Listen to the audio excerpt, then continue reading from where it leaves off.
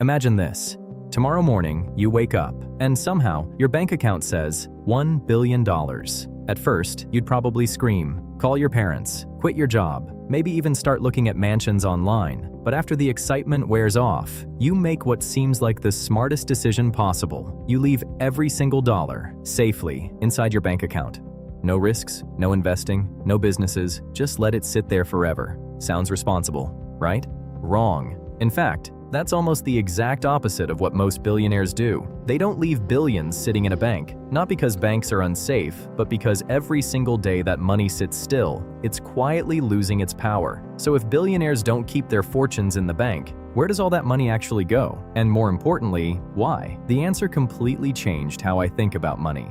Chapter 1. The biggest myth about billionaires. Let's start with the biggest misconception people have. When someone hears that a billionaire is worth $10 billion, they imagine something like this: a giant bank vault, rows of cash, stacks of gold, luxury watches, maybe even a room full of money like in the movies. But that's almost never how it works. Let's take a simple example. Imagine there's a guy named David. David owns a company. After years of hard work, his company becomes one of the biggest in the world. News headlines now call him a billionaire. Most people think David now has billions of dollars waiting inside his bank account. But if David opened his banking app, he might only have a few $1,000,000 in cash. Wait, only a few million? Where's the rest? This is where things get interesting.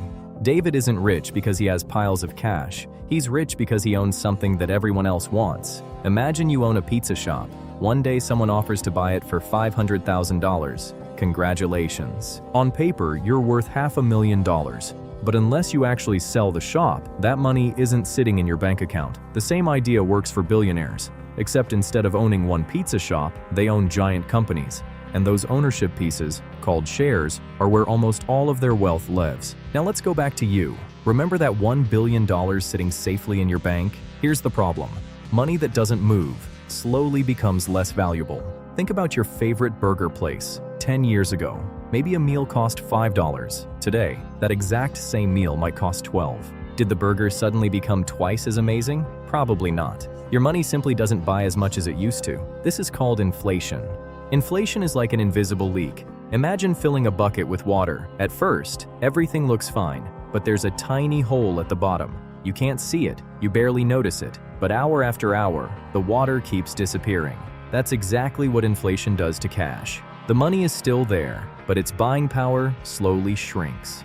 Now imagine you're a billionaire. If prices rise just 3% every year, doing absolutely nothing with your money could mean losing an enormous amount of purchasing power over time. That's why rich people don't ask, "How do I keep my money safe?" They ask, "How do I make my money keep working?" And that's a completely different mindset. Chapter 2. The secret every billionaire understands. Imagine you have two choices. Option 1. Keep $1 million inside a bank forever.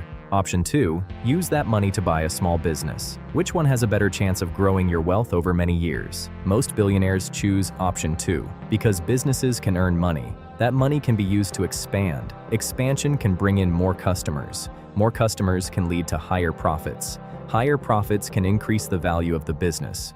In other words, the money starts working instead of waiting. Think about it like planting a tree. You could keep a seed inside a glass box forever. It'll stay safe, but it will never become anything more. Or you can plant it. Yes, there's risk. Storms happen. Some trees don't survive, but the ones that do grow into something much bigger. That's how many wealthy people think about money. To them, cash is a tool, not the final goal.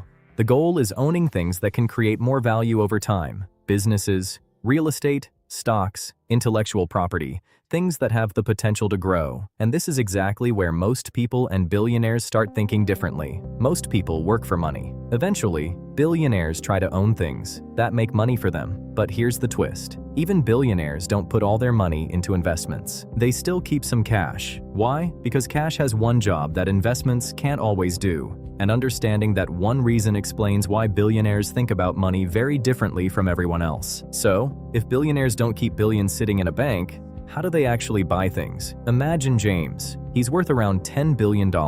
People hear that number and picture a giant bank account with endless zeros. But if James opened his banking app right now, he probably wouldn't see $10 billion waiting there. Most of his wealth exists somewhere else. It's tied up in the companies he owns, his investments, his real estate, his businesses. Think about owning a giant apple tree. You could cut the entire tree down today, sell all the wood, and walk away with cash, or you could leave the tree standing. Every year, it keeps producing apples. Those apples can be sold again and again and again. That's exactly how billionaires think. They don't want to destroy the tree.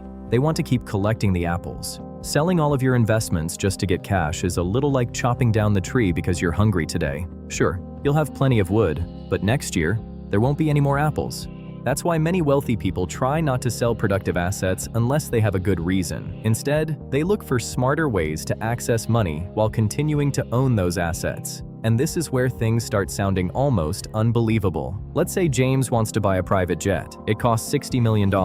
Most people think he simply sells $60 million worth of stock. Sometimes that does happen, but not always. Instead, James walks into a bank. The bank already knows something important. James owns billions of dollars worth of valuable assets. So the bank says, if you need money, we're happy to lend it to you. Why? Because from the bank's perspective, James is one of the safest customers imaginable. If he doesn't repay the loan, he has assets that can potentially be sold or used as collateral. That's why very wealthy people can often borrow money on favorable terms. Now, this doesn't mean the money is free. It doesn't mean loans magically disappear. They still have to be repaid. Interest still exists. And borrowing against investments also comes with risks. If the value of those investments drops significantly, lenders may require additional collateral or repayment. But for someone with enormous wealth, borrowing can sometimes make more sense than selling everything immediately. It allows them to keep owning assets that they believe will continue growing over time. That's a very different way of thinking about money. For most people, money is something you spend. For many billionaires, money is something they put to work. And that small shift in mindset changes almost everything. At this point, you might be thinking, so should I keep all of my money invested? Not exactly. Even billionaires keep cash, just not all of it. Imagine you're driving across the country. Would you fill your car with just enough fuel to reach the next gas station? Probably not. You'd want a little extra, just in case. Cash works the same way. Unexpected things happen. Businesses have slow months. Markets fall. Emergencies come out of nowhere. Having cash available means you don't have to sell your investments at the worst possible time. That's why financial planners often recommend emergency fund while investing money you don't expect to need soon. It's not about choosing between cash and investing. It's about giving each one the right job. Cash gives you flexibility. Investments give you the opportunity to grow over time. The wealthiest people understand both, and they try to balance them instead of relying entirely on one or the other. So, what's the real lesson here? It isn't that banks are bad, and it isn't that you should invest every dollar you have. The real difference is how billionaires think about money. Most people work for money. Billionaires try to make their money work for them. Whether it's through businesses, stocks, or real estate, they own things that have the potential to grow over time instead of letting all their wealth sit still. So, if you ever become a billionaire, don't ask, where should I keep my money? Ask, where can my money do the most work? Because in the end, the biggest difference between the rich and everyone else isn't how much money they have. It's how they think about what money is supposed to do. If you enjoyed this video, make sure to subscribe, because every week we'll uncover the hidden stories behind money, business, and the world's biggest companies. Thanks for watching, and I'll see you in the next one.